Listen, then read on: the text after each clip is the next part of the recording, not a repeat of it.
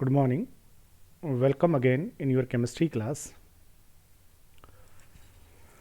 Let's continue class 11th chemistry.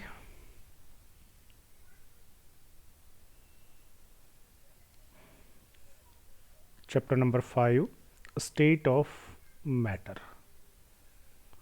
अब matter के बारे में बेटा आपने क्लास 9th में पढ़ लिया होगा और चैप्टर फर्स्ट में भी है, ठीक है ना, कि हमारे यूनिवर्स के अंदर मैटर की कुछ प्रॉपर्टी होती हैं, तो इसका मास हो, जिसका वॉल्यूम हो, जिसको हम हमारे जो सेंस ऑर्गन्स होते हैं बेटा उनके द्वारा फील कर सकें, ऐसी जितनी भी चीज़ें होंगी all are known as matter. Matter जो होता है बेटा, उस मैटर की अगर हम स्टेट के बारे में बात करें तो बेसिकली मैटर जो होता है बेटा उसके 3 टाइप के स्टेट्स होती हैं। मैटर जो होता है बेटा वो गैसियस स्टेट में होता है, लिक्विड स्टेट में और सॉलिड स्टेट में। इसके अलावा और भी स्टेट होती हैं, कोलाइडल स्टेट होती है, ठीक है ना, प्लाज्मा स्टेट होती है, बॉस आइंस्टाइन स्टेट होती है, लेकिन वो हमारे सिलेबस में नहीं है। हमारे सिलेबस में मेजर 3 स्टेट हैं, gaseous state, liquid state and solid state. इस चैप्टर के अंदर हम मोस्ट ऑफ जो पढ़ेंगे वो गैसियस स्टेट के बारे में पढ़ेंगे, बहुत थोड़ा सा लिक्विड स्टेट के बारे में पढ़ेंगे, और सॉलिड स्टेट के अंदर बेटा 12th क्लास के अंदर एक चैप्टर है पूरा का पूरा, वहाँ पर हम सॉलिड स्टेट के बारे में पढ़ेंगे। तो यहाँ हम मोस्टली गैसेस स्टेट और बहुत थोड़ा सा लिक्विड स्टेट के बारे में पढ़ेंगे। इन स्टेट के बारे में डिस्कस करने से पहले हमें आज के जो टॉपिक्स जो कि हमें डिस्कस करने हैं वो डिस्कस करने हैं van der Waals forces and thermal energy के बारे में। गैसियस और लिक्विड स्टेट की हम बात करें तो देखिएगा, लिक्विड स्टेट जो होता है बेटा आपको याद होगा उसके अंदर रिजिड नहीं होते, उनके अंदर उनका फिक्स जो है वो शेप नहीं होता, बट वॉल्यूम जो होता है ना वो कैसा होता है, फिक्स्ड होता है, ठीक है, कैन नॉट बी स्क्वेस्ड।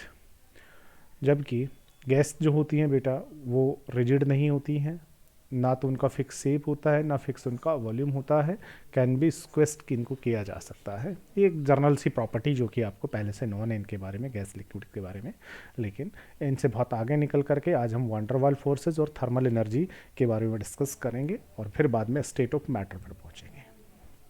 चलिए, वैन डर वाल्स फोर्स पढ़ने से पहले हम पढ़ेंगे इंटरमॉलिक्यूलर फोर्सेस। इंटरमॉलिक्यूलर फोर्सेस का क्या मतलब होता है?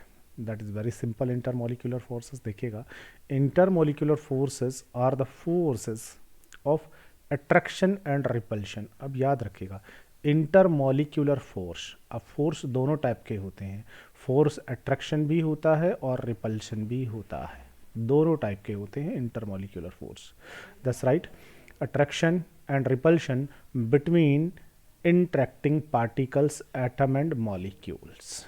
जो आपका कोई भी मैटर है उस मैटर के अंदर जो कॉन्स्टिट्यूएंट पार्टिकल्स है, अब चाहे वो एटम्स हों या फिर क्या हो वो मॉलिक्यूल्स हों, उनके बीच लगने वाले जितने भी अट्रैक्शन और रिपल्शन फोर्स होते हैं all are collectively known as intermolecular force. यहाँ पर हम एटम और मॉलिक्यूल की बात करेंगे, इंटरमॉलिक्यूलर फोर्स के अंदर बेटा किसकी बात नहीं करेंगे। देखिएगा, these term does not include the electrostatic force that exist between two oppositely charged ions या ionic bond। ठीक है, अगर आपके पास किसी भी मैटर के अंदर अपोजिटली चार्ज्ड आयंस अगर हैं तो उन आयन के बिटवीन इलेक्ट्रोस्टैटिक अट्रैक्शन फोर्स लगता है, जिससे उनके बीच में कौन सा बॉन्ड बन जाता है, आयनिक बॉन्ड बन जाता है। ठीक है, वो हम यहाँ इंटरमॉलिक्यूलर फोर्स में काउंट नहीं करेंगे, ठीक है, क्योंकि वो तो एक केमिकल बॉन्ड का टाइप हो गया है। इसके अलावा किसी भी मॉलिक्यूल का जब फॉर्मेशन होता है, जैसे Cl2, तो Cl2 का जब फॉर्मेशन होगा तो Cl और Cl आपस में इलेक्ट्रॉन की शेयरिंग करेंगे, ओवरलैपिंग करेंगे, बॉन्ड का फॉर्मेशन कर लेंगे, तो ये Cl के एटम्स आपस में इस कोवेलेंट बॉन्ड से कंबाइंड हो गए हैं। दैट्स राइट, कोवेलेंट बॉन्ड से ये दोनों के दोनों आपस में बॉन्डेड हो गए हैं, तो इस कोवेलेंट बॉन्ड को हम इंटरमॉलिक्यूलर फोर्स में काउंट नहीं करेंगे। लेकिन क्या कि जब अगर किसी कंटेनर के अंदर आपके पास Cl2 के बहुत सारे मॉलिक्यूल्स हो, तो देखा ना क्लोरीन के ये एटम्स आपस में कोवेलेंट बॉन्ड से बॉन्डेड है, तो इसको हम इंटरमॉलिक्यूलर फोर्स में काउंट नहीं करेंगे। लेकिन Cl2 के जो मॉलिक्यूल्स आपके पास बन गए ना, अब इन मॉलिक्यूल के बिटवीन यहाँ पर फोर्स वर्क करेगा, मे बी अट्रैक्शन और repulsion, this force is considered as intermolecular force. That's right, this term intermolecular force does not include the electrostatic force that exists between two positively charged ion, it means ionic bond, and the force that hold atoms of a molecule together, it means covalent bond. Covalent bond और जो ionic bond है बेटा, उनको हम intermolecular force जो term है उसके अंदर इंक्लूड नहीं करेंगे, ठीक है। इसके अलावा जो फोर्स होते हैं ना, उनको हम इंटरमोलिकुलर फोर्स में इंक्लूड करेंगे। अब देखिएगा, इंटरमोलिकुलर फोर्स दो टाइप का, कौन कौन सा, अट्रैक्शन और रिपल्शन। अब इनमें से भी हम बात कर रहे हैं अट्रैक्शन फोर्स की। तो अट्रैक्टिव इंटरमोलिकुलर फोर्स, आयनिक और कोवलेंट को छोड़ने के बाद और जो अट्रैक्टिव इंटरमोलिकुलर फोर्स होते हैं और जो अट्रैक्शन फोर्स काम करते हैं एटम और मॉलिक्यूल के between, are collectively known as van der Waal forces. उनको हम क्या कहते हैं, वैन डर वाल फोर्स कहते हैं। In honour of Dutch scientist Johannes van der Waals, किसके सम्मान में, Dutch scientist Johannes van der वाल के रेस्पेक्ट में बेटा हम क्या करते हैं, इन अट्रैक्टिव फोर्सेस को हम क्या कहते हैं, वैन डर वाल फोर्स कहते हैं। कौन से अट्रैक्टिव फोर्स को, इंटरमोलिकुलर फोर्स को। इंटरमोलिकुलर फोर्स कौन से, आयनिक और कोवेलेंट फोर्स को छोड़ करके जो फोर्स लगता है attraction force, that are attractive intermolecular force are known as van der Waal force. Van der Waal force जो होते हैं, इनमें कौन कौन से फोर्स आते हैं, that is very important point, याद रखेंगे। वैन डर वाल जो फोर्स होते हैं बेटा, इनके अंदर डिस्पर्जन फोर्स आता है, जिसको हम लंदन फोर्स भी कहते हैं। इसके अलावा इसके अंदर डाइपोल फोर्स आता है। इसके अलावा इसके अंदर डाइपोल इंड्यूस्ड डाइपोल फोर्स भी आता है। इसके अलावा हाइड्रोजन जो बॉन्ड होता है बेटा, उसको भी हम वैन डर वाल फोर्स में ही काउंट करते हैं, but when der Waal force से थोड़ा सा स्ट्रोंग होता है हाइड्रोजन बॉन्ड वाला जो फोर्स होता है वो। तो कुल मिला के हम कह सकते हैं बेटा, वीक जो अट्रैक्शन फोर्स होते हैं, वीक टाइप के जो अट्रैक्शन फोर्स होते हैं, लाइक डिस्पर्जन फोर्स और London force, dipole force, dipole induced dipole force, hydrogen bond, weak attraction force आज collectively known as van der Waal forces. That's right. अब ये जो वैन डर वाल फोर्सेज हैं बेटा, इनको हमें बारी बारी से डिस्कस करना है, वन बाई वन हम पढ़ते हैं। देखिएगा, सबसे पहले हम पढ़ते हैं number 1, that is dispersion force और London force. Number 1 that is dispersion forces और लंदन फोर्सेस। क्या होते हैं डिस्पर्जन फोर्सेस और लंदन फोर्सेस, देखिएगा। ये जो फोर्स होता है डिस्पर्जन फोर्स और लंदन फोर्स, इसकी हम बात करें, this exist between atoms and non polar molecules. अगर आपके पास में मैटर हो, अगर आपके पास में कोई भी मैटर हो, उस मैटर के कॉन्स्टिट्यूएंट पार्टिकल्स अगर एटम्स हैं, तो ये एटम होगा, ये एटम होगा, ये एटम्स अगर हैं, तब एटम में आपस में अट्रैक्शन फोर्स लगेगा। या फिर कॉन्स्टिट्यूएंट पार्टिकल्स जो है ना, वो कोई मॉलिक्यूल हो, तो ये आपके पास एक मॉलिक्यूल है, ये आपके पास दूसरा कोई मॉलिक्यूल है, तो इन मॉलिक्यूल के बिटवीन जो अट्रैक्शन फोर्स लगता है, दैट इज डिस्पर्जन फोर्स। अब कैसे काम करता है इसे समझना है। exist between atom and non-polar molecules which are electrically symmetrical। ऐसे मॉलिक्यूल जो कि इलेक्ट्रिकली सिमेट्रिकल होते हैं, ठीक है ना। हैव नो डाइपोल, इनके अंदर किसी टाइप का कोई डाइपोल नहीं होता, no dipole moment, because they are electronic charge cloud is symmetrical distributed, क्योंकि इनके अंदर इलेक्ट्रॉन्स जो होते हैं वो न्यूक्लियस का अराउंड सिमेट्रिकली डिस्ट्रीब्यूटेड होते हैं, इसलिए इनके अंदर कोई डाइपोल नहीं होता है। इट मीन्स नॉन पोलर होते हैं। ऐसे मॉलिक्यूल या एटम्स के बीच में जो अट्रैक्शन फोर्स वर्क करता है, दैट इज डिस्पर्जन फोर्स और London force. For example, we have 2 atoms, हमने 2 एटम लिया है, that is 1 atom A, 1 atom B are close vicinity of each other, एक दूसरे के क्लोज आते हैं बेटा, other in which electron charge cloud is symmetrical distributed. देखिएगा 2 एटम्स है, इन दोनों एटम्स के अंदर बेटा इनका जो इलेक्ट्रॉन क्लाउड है ना, या इलेक्ट्रॉन जो है, या जो चार्ज है इनका, इलेक्ट्रॉन चार्ज बेटा वो सिमेट्रिकली डिस्ट्रीब्यूटेड है। ये है इसका कौन, ये जो है ये है इसका न्यूक्लियस, और इस न्यूक्लियस के अराउंड बेटा इसके जो इलेक्ट्रॉन्स हैं, वो इलेक्ट्रॉन जो है बेटा ये न्यूक्लियस है, उसके अराउंड इनका जो इलेक्ट्रॉन है वो चारों तरफ सिमेट्रिकली डिस्ट्रीब्यूटेड है, ठीक है ना। ये इसका न्यूक्लियस और इलेक्ट्रॉन चारों तरफ सिमेट्रिकली डिस्ट्रीब्यूटेड है।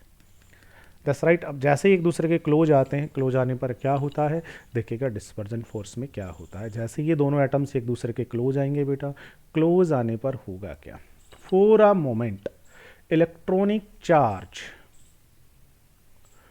थोड़े से टाइम के लिए क्या होगा, electronic charge distributed in one of the atom से ए बिकम्स अनसिमेट्रिकल। ए के अंदर क्या हुआ, ये जो ए था उसके अंदर इलेक्ट्रॉनिक चार्ज जो सिमेट्रिकली डिस्ट्रीब्यूटेड था, ठीक है ना, इलेक्ट्रॉन इस जो थे वो इलेक्ट्रॉन इस न्यूक्लियस के अराउंड चारों तरफ इक्वली डिस्ट्रीब्यूटेड थे, सिमेट्रिकली डिस्ट्रीब्यूटेड थे। वो इंस्टेंटेनियसली क्या होते हैं, अचानक से बहुत थोड़े से टाइम के लिए, ठीक है बेटा, सारे के सारे एक तरफ शिफ्ट हो जाते हैं। अब आप कहेंगे सर ऐसे कैसे शिफ्ट हो जाएंगे, तो बेटा थोड़ा सा एटॉमिक स्ट्रक्चर वाले चैप्टर याद कीजिए। उस एटॉमिक स्ट्रक्चर वाले चैप्टर के अंदर हमने पढ़ा है एटम का स्ट्रक्चर। उसमें न्यूक्लियस होता है, इलेक्ट्रॉन्स होते हैं, वो वेव के फॉर्म में न्यूक्लियस का अराउंड रिवॉल्विंग करते हैं, सिमेट्रिकली डिस्ट्रीब्यूटेड है, लेकिन रिवॉल्विंग करते करते कुछ टाइम के लिए ऐसी कंडीशन आती हैं कि सारे के सारे इलेक्ट्रॉन्स जो है ना वो एक ही डायरेक्शन में एक ही तरफ शिफ्ट हो जाते हैं। जब सारे इलेक्ट्रॉन एक ही तरफ शिफ्ट हो जाएंगे तो ऑब्वियसली उसका नेगेटिव जो चार्ज जो है, जो कि पहले यूनिफॉर्मली डिस्ट्रीब्यूटेड था, वो एक तरफ आ जाएगा, पॉजिटिव चार्ज दूसरी तरफ चला जाएगा। That's right. तो यहाँ न्यूक्लियस तो अपनी जगह ही रहा, लेकिन इलेक्ट्रॉन मूवमेंट के कारण से कहाँ चले गए, दूसरी तरफ शिफ्ट हो गए हैं, दूसरे डायरेक्शन में चले गए हैं, जिससे इधर इसका नेगेटिव चार्ज आ गया, इलेक्ट्रॉन सारे के सारे इधर आ गए और न्यूक्लियस वहीं पर ही रह गया, जिससे यहाँ पर क्या हो गया बेटा, यहाँ पर इंस्टेंटेनियस डाइपोल का फॉर्मेशन हो गया। क्या हो गया यहाँ पर, इंस्टेंटेनियस डाइपोल का फॉर्मेशन हो गया। तो पहले तो इलेक्ट्रॉन सिमेट्रिकल डिस्ट्रीब्यूटेड थे, बट थोड़े से टाइम के लिए क्या हुआ, मान लीजिए ए के अंदर सारे इलेक्ट्रॉन एक साइड में चले गए ना, जिससे क्या हो गया, यहाँ इलेक्ट्रॉन का अनसिमेट्रिकल डिस्ट्रीब्यूशन हो गया है। The charge cloud is more on one side then the other, जिससे क्या हुआ, इलेक्ट्रॉन क्लाउड जो था या जो चार्ज था वो एक साइड में चला गया है दूसरी साइड की बजाय।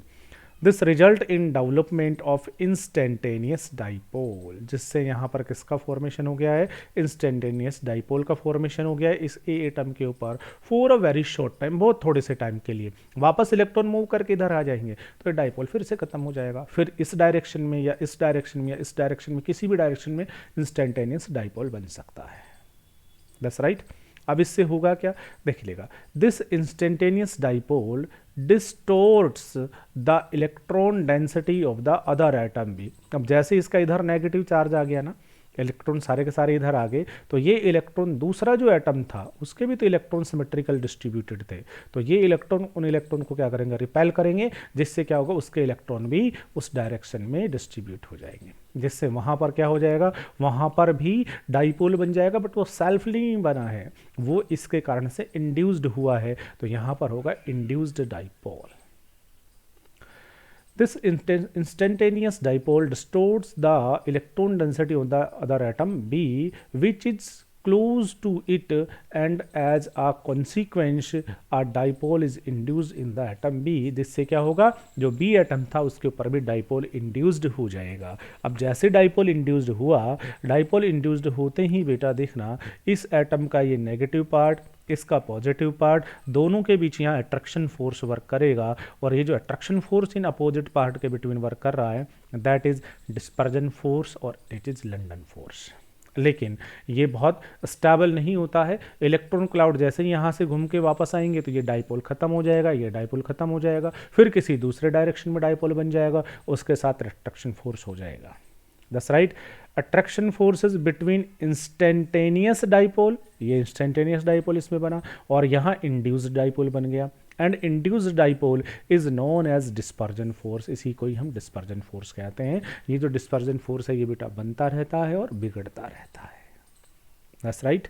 कहाँ पर मिलेगा, तो याद रखिएगा, जो नोबल गैसेज होती हैं, नोबल गैस आपको याद होना चाहिए, जैसे हीलियम, तो हीलियम में हीलियम का एटम, हीलियम का एटम, हीलियम का एटम, यही रहेंगे। तो इनके बीच में बेटा जो फोर्स वर्क करता है वो कौन सा करता है, ये डिस्पर्जन फोर्स ही वर्क करता है या लंडन फोर्स वर्क करता है। यहाँ एक के ऊपर इंस्टेंटेनियस डाइपोल बनेगा, वो दूसरे पर डाइपोल को इंड्यूस्ड करेगा, जैसे अट्रैक्शन फोर्स बनेगा। अब फिर ये इंस्टेंटेनियस डाइपोल वापस से डिसअपेयर हो जाएगा, क्योंकि इलेक्ट्रॉन जो है वो मूव करके चारों तरफ फिर से सिमेट्रिकली डिस्ट्रीब्यूटेड हो जाएंगे, फिर थोड़ी देर बाद किसी और डायरेक्शन में बन जाएगा। इस तरीके से ये फोर्स बनता रहेगा और डिसअपेयर होता रहेगा।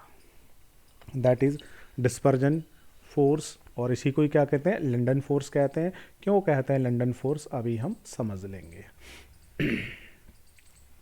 This force of attraction was first proposed by a German physicist फिज लंदन।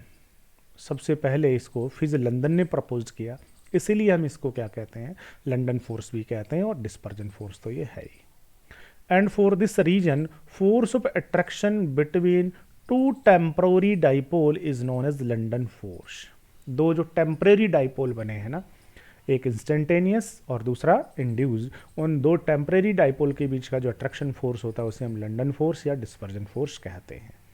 अब जो पॉइंट है that is very important, these forces are always attractive, हमेशा अट्रैक्शन के फॉर्म में लगेंगे, and interaction energy is inversely proportional to the sixth power of distance between two interacting particles.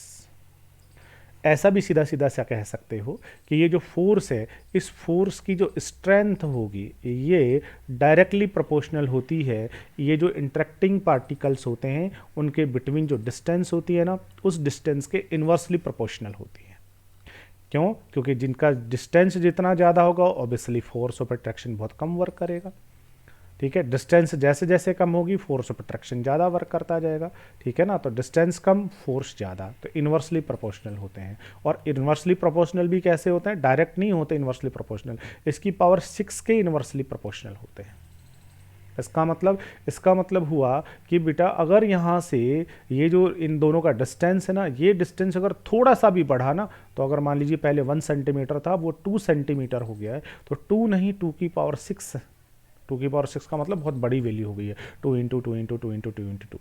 ठीक है, और उसका जब आप फोर्स में डिवाइड लगाओगे ना इतना कम हो जाएगा. कहने का मतलब हुआ कि अगर थोड़ा सा भी डिस्टेंस बढ़ा ना तो ये बहुत शार्पली डिक्रीज हो जाता है, बहुत शार्पली डिक्रीज हो जाएगा. थोड़ा सा और बढ़ गया तो ये बहुत ही कम हो जाएगा. इट मीन्स ये जो फोर्स होता है ये बस केवल जब ये बहुत क्लोज रहते हैं ना तो ही वर्क करता है. थोड़ी सी भी डिस्टेंस बढ़ी तो ये फोर्स बहुत ज़्यादा कम हो जाता है. This force are important only at a short distance approx 500 picometre. बहुत शॉर्ट डिस्टेंस पर ही ये एप्लीकेबल होता है या वर्क करता है. डिस्टेंस अगर इन अट्रैक्टिंग यूनिट्स के बीच का बढ़ जाए ना तो ये जो फोर्स है बेटा, ये फोर्स क्या हो जाता है? बहुत ज़्यादा कम हो जाता है. That's right. चलिए next, dipole dipole force. Second, dipole dipole force. Number 2 is, पहला हो गया डिस्पर्जन फोर्स, अब है डाइपोल डाइपोल फोर्स. ये कब लगता है? अच्छा एक चीज़ और देखना, अगर मैं कह दूं कि किसी कंटेनर में मेरे पास Cl2 के मॉलिक्यूल्स हैं, तो बताइए इनमें Cl2 के मॉलिक्यूल्स में इनमें कौन सा फोर्स वर्क करेगा? तो ये भी नॉन पोलर, ये भी नॉन पोलर. इसमें क्या होगा? पोलरिटी क्रिएट होगी, एक में, दूसरे में इंड्यूस्ड हो जाएगी, तो यहाँ पर लगेगा डिस्पर्जन फोर्स. ठीक है ना, instantaneous dipole, induced dipole. Next है डाइपोल डाइपोल. ये कब काम करता है देखिएगा. Dipole dipole force act between the molecule possessing permanent dipole. ऐसे मॉलिक्यूल जिनमें परमानेंट डाइपोल प्रेजेंट होता है, पॉजेसिंग परमानेंट डाइपोल होता है. That's right.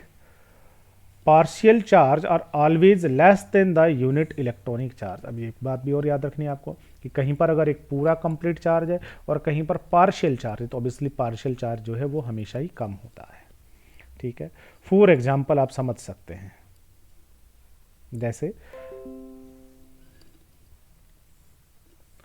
फॉर एग्जांपल आप समझ सकते हैं जैसे मान लीजिए हमारे पास में HCl का मॉलिक्यूल हो, तो किसी कंटेनर में HCl भरा हुआ है, तो ये H, ये Cl, HCl.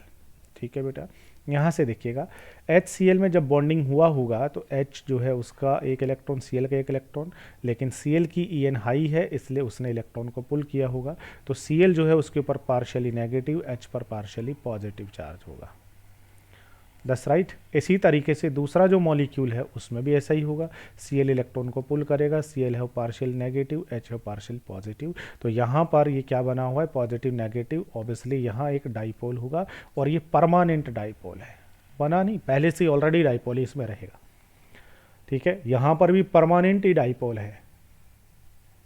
That's right. अब ये जो परमानेंट डाइपोल है ना, इनका जो अपोजिट वाला पार्ट है ना, उन अपोजिट पार्ट के बिटवीन यहाँ पर अट्रैक्शन फोर्स वर्क करेगा. अब ये रिड्यूस नहीं होगा वहाँ की तरह, वहाँ तो क्या होगा? डिस्पर्जन फोर्स वर्क करेगा, फिर डिसअपेयर हो जाएगा, जहाँ बनेगा वहीं डिसअपेयर होता रहेगा, लेकिन ये कंटिन्यूसली ही प्रेजेंट रहेगा.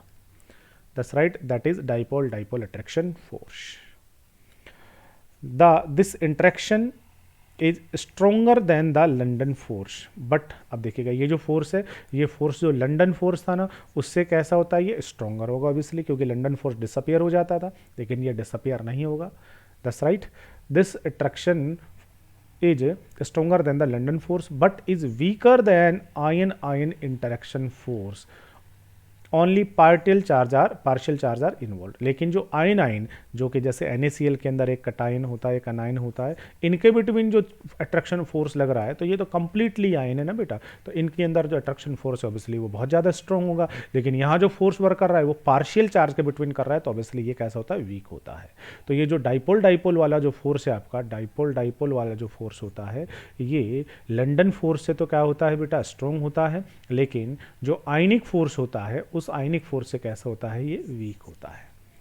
The attractive force decrease with the increase of distance between the dipoles. Obviously अगर इनका जो डिस्टेंस है, अगर ये आप बढ़ा दोगे, ये दूर चले जाएंगे, तो लगने वाला अट्रैक्शन फोर्स क्या हो जाएगा, कम हो जाएगा। और कितना कम हो जाता है, तो यहाँ पर दो टाइप के डाटा आ जाए जो कि आपको याद रखने पड़ेंगे। कौन कौन से हैं देखिएगा। अट्रैक्शन फोर्स कम हो जाएगा, इसका मतलब इनवर्सली प्रोपोर्शनल होगा। The interaction energy is inversely proportional to the distance between polar molecule. पहली चीज, dipole interaction energy between stationary polar molecules as in solid is proportional to 1/r⁻³ अगर आपके पास में डाइपोल वाला सॉलिड मॉलिक्यूल है, तो solid molecule के अंदर आपको पता है डिस्टेंस ज़्यादा नहीं बढ़ सकती, इसलिए वहाँ पर जो फोर्स होता है बेटा, ये उनकी जो अट्रैक्टिंग यूनिट्स है उनके बीच की जो डिस्टेंस, उसकी डिस्टेंस की पावर 3 के इन्वर्सली प्रोपोर्शनल होती है। लेकिन अगर कोई लिक्विड कंपाउंड आपके पास में है, उसके अंदर अगर डाइपोल यूनिट्स है, तो ऑब्वियसली ये डाइपोल यूनिट्स मूव करती रहेंगी। That's right. And that between rotating polar molecules, rotating जो पोलर मॉलिक्यूल्स होते हैं, इनके अंदर प्रोपोर्शनल होता है किसके बेटा, रोटेटिंग पोलर मॉलिक्यूल्स, इसके अंदर ये जो फोर्स होता है ये प्रोपोर्शनल होता है r⁻⁶ के, proportional to 1/r⁻⁶, where as r is the distance between polar molecules. That's right. आगे सुनिएगा, beside dipole interaction polar molecule can be attract by London force also. आ रही बात समझ में। डाइपोल जो इंटरेक्शन लग रहा है बेटा, ये जो डाइपोल जो इंटरेक्शन लग रहा है, पॉजिटिव नेगेटिव के बीच में बेटा, इनके साथ में कौन सा फोर्स और वर्क करता है, लंदन फोर्स या डिस्पर्जन फोर्स भी इनके साथ में वर्क करता है, इसलिए ये क्या होता है, ये स्ट्रोंगर होता है। This cumulative effect is that the total of intermolecule force in polar molecules increases, जिससे हम कह सकते हैं कि डाइपोल जो फोर्स होता है बेटा, ये लंदन फोर्स से ज़्यादा स्ट्रोंगर होता है, क्योंकि डाइपोल तो काम कर ही रहा है, साथ में यहाँ कौन सा और काम कर रहा होता है, वो जो है ना आपका डिस्पर्जन फोर्स, वो भी काम कर रहा होता है। That is dipole interaction force. उसके बाद नेक्स्ट जो है वो है डाइपोल इंड्यूस्ड डाइपोल, नंबर 3 कह सकते हैं उसे, that is dipole induced dipole force. बहुत सीधा सा बात हो गई है, डाइपोल तो यहाँ एक होना चाहिए, और फिर ये डाइपोल क्या करेगा, किसी दूसरे पर डाइपोल को इंड्यूस्ड कर दे। एक परमानेंट डाइपोल होना चाहिए, जैसे A B, that is permanent dipole है ये, इसके अंदर बी के ऊपर पार्शियली नेगेटिव, ए पर पॉजिटिव है। दूसरा नॉन पोलर है, इसके अंदर कोई पोलरिटी नहीं है, बट इसके कॉन्टैक्ट में जैसे ही आया ना, इसके कॉन्टैक्ट में आते ही इस पोलर ने इस नॉन पोलर को भी पोलराइज कर दिया। इसका तो ये नेगेटिव पॉजिटिव है, इसको पोलराइज कर दिया, नेगेटिव ने इलेक्ट्रॉन को रिपेल करके इसका इधर नेगेटिव कर दिया, इधर पॉजिटिव कर दिया, इसके इधर नेगेटिव पॉजिटिव ऑलरेडी से था, अब ये दोनों एक दूसरे को अट्रैक्ट करेंगे, दैट नॉन एज एक परमानेंट डाइपोल है, और ये नॉन पोलर था, इसके ऊपर इंड्यूस्ड हो गया polarity. That's right, that is dipole induced dipole. कहाँ काम करता है, फॉर एग्जांपल जैसे मान लो आपके पास HCl का मॉलिक्यूल हो, अब HCl का मॉलिक्यूल तो पोलर होगा, इसके अंदर क्या होगा, Cl के ऊपर पार्शियली नेगेटिव पॉजिटिव चार्ज, और मान लो ये Cl2 के कॉन्टैक्ट में आ गया, अब Cl2 का नॉन पोलर होता है, ठीक है ना, तो क्या होगा, इस नेगेटिव के कारण से क्या होगा बेटा, ये जो HCl है नेगेटिव पॉजिटिव, अब इस नेगेटिव ने क्या किया, इलेक्ट्रॉन को, Cl के इलेक्ट्रॉन को उस तरफ शिफ्ट करवा दिया, जिससे क्या हो गया, इसको उसने क्या कर दिया, पोलर कर दिया, ठीक है ना, यहाँ पोलरिटी क्रिएट हो गई है। अब इसका जो पॉजिटिव और नेगेटिव पार्ट और इसका जो पॉजिटिव नेगेटिव पार्ट है, इनमें भी अट्रैक्शन फोर्स वर्क करने लग गया। That is dipole induced dipole, that is dipole induced dipole force of attraction. चलिए, this type of attractive forces operate between the polar molecule having permanent dipole, जिसमें permanent dipole होता है, and the molecules lacking permanent dipole, it means non polar, जिसके अंदर कोई permanent dipole नहीं होता, उनके बीच में काम करता है। Permanent dipole of the polar molecule induced dipole on the electrical neutral molecule by deforming it's electronic cloud. ठीक है, तो जो परमानेंट डाइपोल है वो नॉन पोलर मॉलिक्यूल के इलेक्ट्रॉनिक क्लाउड को क्या कर देता है बेटा, उसको डिफॉर्म कर देता है, और डिफॉर्म करने के कारण से वहाँ पर डाइपोल क्रिएट हो जाता है। Thus an induced dipole is develop in the other molecule, that's right. चलिएगा, अब यहाँ जो इंटरेक्शन फोर्स होता है बेटा, वो भी क्या होता है, डिस्टेंस के इन्वर्सली प्रोपोर्शनल होता है, और किस फॉर्म में, यही ये जो फोर्स होता है ये उसकी रेडियस के या डिस्टेंस के r⁶ के इन्वर्सली प्रोपोर्शनल होता है। क्योंकि डिस्टेंस बढ़ेगी तो ये फोर्स बहुत शार्पली डिक्रीज हो जाएगा, that is dipole induced dipole. Next, तो 3 टाइप के हमने अट्रैक्शन फोर्स पढ़ लिए। अभी हाइड्रोजन बॉन्ड और है, वो हम आगे पढ़ेंगे इसी चैप्टर के अंदर। अब आता है next term, that is thermal energy. Thermal energy क्या होती है बेटा? Thermal energy is the energy of a body arising from motion of its atom और मॉलिक्यूल। थर्मल एनर्जी जो है वो एक बॉडी की ऐसी एनर्जी है जो कि उसके मोशन के कारण अराइज होती है। It is directly proportional to the temperature, और ये सीधा सीधा सा जो थर्मल एनर्जी है ये उस बॉडी के टेम्परेचर के डायरेक्टली प्रोपोर्शनल होती है। इट मीन्स अगर किसी बॉडी का टेम्परेचर अगर आपने बढ़ा दिया तो उसकी थर्मल एनर्जी बढ़ जाएगी, और उस थर्मल एनर्जी बढ़ने का मतलब है कि वो बॉडी क्या करने लग जाएगी, वो बॉडी मोशन करने लग जाएगी। दैट्स राइट, थर्मल एनर्जी बढ़ गई, सीधा सा काइनेटिक एनर्जी बढ़ गई है, इसलिए वो मोशन करेगी। It is the measure of average kinetic energy of the particle of the matter and is thus responsible for movement of particles। तो थर्मल एनर्जी जो है वो सीधा सीधा सा उसकी एवरेज काइनेटिक एनर्जी का मेजरमेंट होती है, और काइनेटिक एनर्जी ही किसी भी पार्टिकल के मोशन के लिए रिस्पॉन्सिबल होती है। तो अगर सीधा सीधा सा कहूँ कि अगर किसी की थर्मल एनर्जी बढ़ गई है, इसका मतलब वो ज़्यादा मोशन कर रहा है। थर्मल एनर्जी कम है, इट मीन्स काइनेटिक एनर्जी कम है, वो मोशन कम कर रहा है। किससे बढ़ेगी thermal energy? Kinetic energy obviously temperature से बढ़ेगी।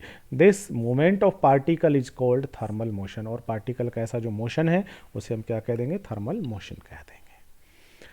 चलिएगा, इसके बाद intermolecular forces versus thermal interaction. सीधा सीधा साहब आपको यहाँ से 2-3 चीज़ें समझनी है। क्या क्या समझना है, ध्यान देना बेटा।